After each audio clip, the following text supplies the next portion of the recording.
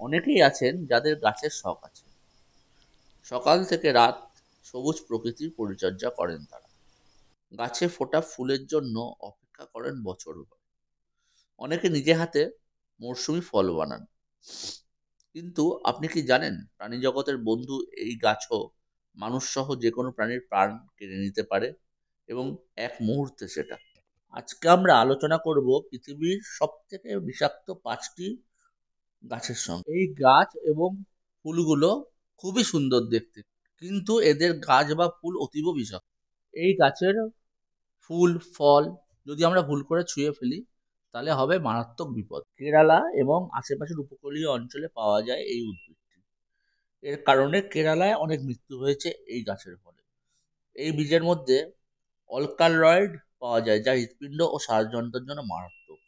এটি ছোঁয়ার সঙ্গে সঙ্গে শারীরিক অসুস্থতা দেখা যায়, তারপরে তার মৃত্যুও হয়। এই গাছটির নাম হলো সেরেবেরা ওরেডম। ওয়াটার হেমলক উত্তর আমেরিকার সবচেয়ে বিষাক্ত উদ্ভিদ হিসেবে বিবেচিত হয়। এর ফুল এমন যে ভুলবশত কেউ যদি এটি খেয়ে ফেলে, তবে তার ভেতরে খুব মারাত্মক প্রভাব দেখা দিতে পারে।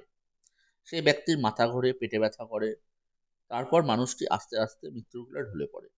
কেউ বেঁচে থাকলেও সে স্মৃতিশক্তি হারিয়ে ফেলে। এবার আমরা আলোচনা করব রোজারিপি। এই গাছের বীজ গয়না তৈরিতে ব্যবহৃত হয় বলে এর নাম রোজারিপি। যদিও এর বীজ স্পর্শ করলে তেমন কিছু হয় না, তবে ভাঙলে বা চিবিয়ে দিলে মানুষের সঙ্গে সঙ্গে হার্ট অ্যাটাকে মারা যায়।